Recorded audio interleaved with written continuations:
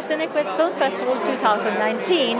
This is a platform where a lot of filmmakers come together and screen their films. You can see filmmakers from all over the world. And it's a great platform for everyone from film lovers, filmmakers who come together and enjoy the art of creativity.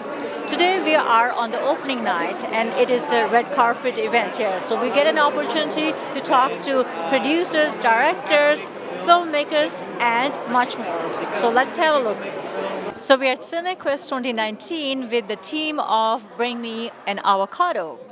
Interesting name. Yes, very interesting name. How did you come with that? That was not me. That was our director, Maria Maya, right behind you. But you know why? Why is she? Well, we actually went to college together, and I can remember in college when we didn't have any money and we were all trying to eat. Maria would always eat avocado. Just open one up, stick a spoon in it, and sprinkle salt on top. And I feel like that and canned tuna was pretty much. Pretty healthy. Yeah, I was a healthy girl. Very healthy girl. But also the flowers die, and so avocados do not. So, and it's something that our main character, or my character actually, Robin, it tells to her husband, and this comes up a few times in the film as well. And so her daughters are always bringing her avocados in the hospital and things like that. So it was a big joke in their relationship that she never wanted flowers, always avocados. The story follows a young family's experience of grief in the aftermath of a gun violence incident that leaves the mom in a coma. And Bring Me An Avocado, as Sarah so gracefully mentioned, kind of follows like a story earlier in the life of the family, right? And once she's in a coma, it the kids use that as a way of trying to bond with their mother, even though she's not there, so they bring her avocados to the hospital. The film explores grief in the face of uncertainty. So it's how we deal with grief when we don't know the final outcome of what's going to happen, right? You don't know if the mom is going to make it or not, and how do you raise your kids through that, you know? It's very sensitive and a tough subject to deal with. Yeah, there's a tenderness to it, right? Because we're dealing with little girls, so there is a softness to the film that is very sweet and This is Sarah Perozek here with #like for Satara TV. Movie, what is it all about? Okay, it's about a teenage girl who's mourning the first anniversary of her younger sister's death when she discovers the man who sexploited and bullied her sister to commit suicide is back online looking for new victims. And she goes to the police, but after the authorities refuse to get involved, she decides to take justice into her own hands. Very tough topic. How did you come up with that?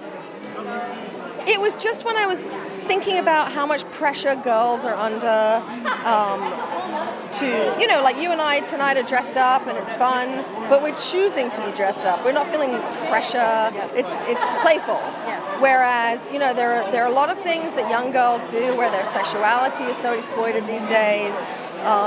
And then I started hearing about stories. There are hundreds of stories on the internet with predators who have taken advantage of the vulnerability of young girls, and these girls will, do things that they wouldn't to please, to get attention. Maybe they're missing love in their life from their parents. Maybe they're being bullied at school and they're trying to be cool, And it's something that not only should parents know about, but when I was researching this, I found that only 5 states in all of America make it a felony, sextortion, tricking people into doing things on the internet, because the laws, literally the legal system, can't keep up with the crimes, because it's a new world of internet crime.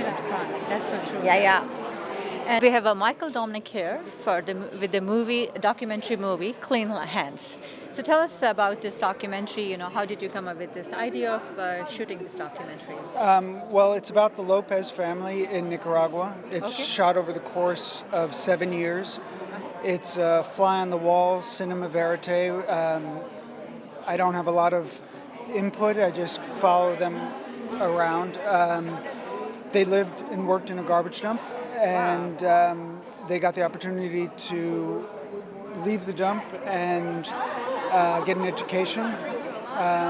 4 beautiful kids, and So it took you like how long it took? It took 7 years. I was like I'm making sure that's the time Yeah. frame. Wow, Yeah, that's a long time. seven So years. How did you survive this 7 years? It was tough, you know, but I finally got it done. There were times I didn't think it would get done, but it did. Yeah. And so why did you? And this is very complicated and topic, you know. Yeah, yeah. How did you think that this is what you wanted to do? Well, I was a photojournalist, Okay. and so I was in Nicaragua on assignment for a European newspaper, I see. and I went and visited the dump, and I realized that this was very important, and somebody should do something to show other people how people are living in the third world. We are at Cinequest 2019 and we have a crew of movie Lupe. So welcome to Cinequest. How do you like the Cinequest so far? Cinequest is great. This is our first, this is our world premiere for Lupe, so that we're really excited, and to be in this beautiful space here at Cinequest in San Jose is really great, and we are very excited to be here. So. And tell me your experience. You know, is this the first time you guys coming to San Jose? Yes, well, this is our first time at Cinequest. We've been to San Jose before, but this is our first time at the festival, and we're extremely excited, and we're really proud to be premiering Lupe here. Definitely. So tell me something more about the story about Lupe, actually. What is it all about? Well, you know, Raphael can certainly describe it better, but Let's give mic to him. it's an amazing job. So Lupe tells the story of an individual who travels to New York City from Cuba, searching for a lost family member who they believe to be a victim of human trafficking. And while they're here in the United States, they're coming to terms with their trans identity and sort of defining who they are as a person, while also engaging in the search for a missing family member. Very complicated character, I must say that. Yes. How did you deal with that? I had to do a lot of reading, a lot of research. I read a couple of autobiographies before I tackled into the role. My knowledge about trans and trans issues was very limited. So this role is one of those roles that came and really changed my life. Good luck to all of you guys, and hope to see you, next time too. Thank you so much. Thank you so much. Have fun. We have Heidi Human, director, producer of Behind the Bullet. Welcome to Cinequest here. Thank you. Glad to be here. So how's your experience so far? Is this first time you're premiering here? Yeah, the first time in California. Yeah, I'm really excited to be here. Just thrilled to be invited by such a great film festival. Very well said. Yeah. So tell us about your movie, what it's all about. So it's a documentary, full feature documentary about called Behind the Bullet. And it's about 4 people who have shot somebody I see. and the impact that it's had on their lives. And so it's 4 different stories, 4 different situations, all people who are behind the trigger. I see. So how about, it's a different kind of topic, usually it's the other way around. Right, so in America, clearly we have this issue with gun violence epidemic. And so oftentimes we get into 2 different camps. We have pro-gun and anti-gun, and good guy with a gun, bad guy with a gun. And so I was looking for a way to have a different kind of conversation. And oftentimes when we talk about shootings and gun death, we don't talk about the shooter and what happens to them. And so I became very curious in my own situation and wanted to find these stories. And so it's 4 people. One guy shot a guy who was in his house stealing, ironically, his guns. And then so he's very paranoid now, and it's had big impact on his life. I interviewed a boy who was 8 years old when he found his mom's gun and accidentally shot and killed his 5-year-old little brother. I interviewed him 10 years after, and so I talked to him about the shame and the guilt and the loss that the families experienced. A woman who was impacted, who was shot, and then interviewed her. And then I also talked to a guy in Philadelphia who was being shot at, and he shot back and went to prison for 10 years for taking a life. And now he's out and helping other people not follow in his footsteps. So it's lots of different stories, different parts of the country, but all tackling the gun violence epidemic, but in a different way that it's normally talked about. That's the truth. I have Nandita Das. She's a director of movie Mentors. So tell us, your movie is being premiered here today and is being screened on the opening night. Yes, it's a big honor. It's a big honor. How do you feel about that? Well, it's always an honor and it's always a privilege because you make a film to share that story with others. Cinema is not a personal art that you write it and you keep it to yourself, or you paint it and keep it to yourself. So many people come together to make a film and you want to share that story.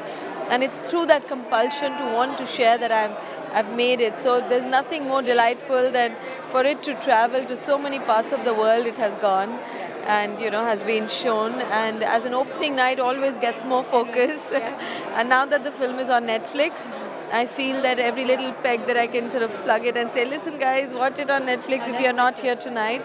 That I always, because, and I'm every day getting, very overwhelming responses.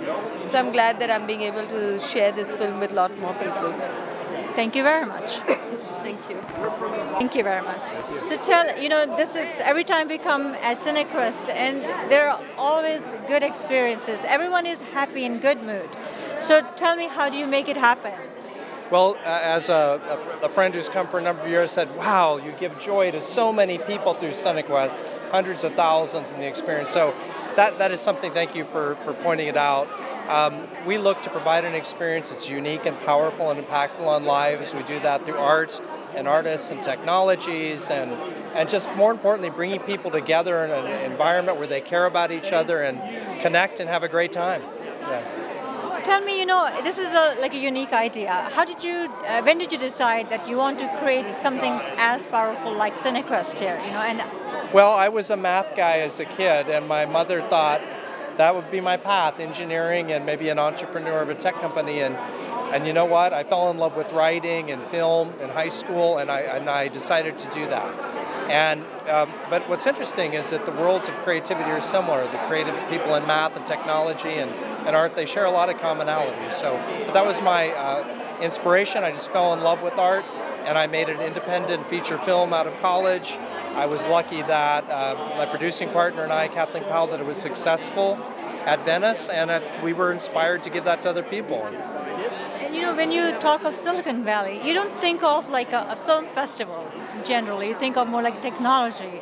So you thought this as a hub for film festival. Why this venue? Because we thought that the Silicon Valley would represent not only the discovery of art and film media, but we saw the technologies that were emerging. And we see the commonalities between creative people and technology, entrepreneurs, and creative people in the art forms. It's similar. They have an idea, something they're passionate about, they want to bring to people and create. So it's a perfect place for it. And now we call it the Film and Creativity Festival, where we celebrate many, many types of creativity. Cinequest has come like a long way, Yes. over these years here. When you started, did you know that it's coming this far up high? I had a feeling that it would be impactful, but it's great to see it have grown from 3,000, 125,000 people this year. Our other division, Picture the Possibilities, are able to empower youth to create as well, art and technology and science. So it's really evolved through time, but the core of it, what I like about it as it's gotten bigger, is the same, where there's still a great deal of caring in Cinequest. Everybody is welcome. We treat everybody like a king or a queen. And where do you see itself going in next 10 years or 5 years? Where do you see it going? Cinequest? Well, creativity and film media continue to expand. We see new art forms emerging like virtual reality, augmented reality, even volumetric reality. 3D images in front of us. Where will those things be and go in the next few years? And what opportunities will they give to audiences and artists? I'm not sure, but it's going to be exciting. Yeah. Thank you very much for talking. Thank you.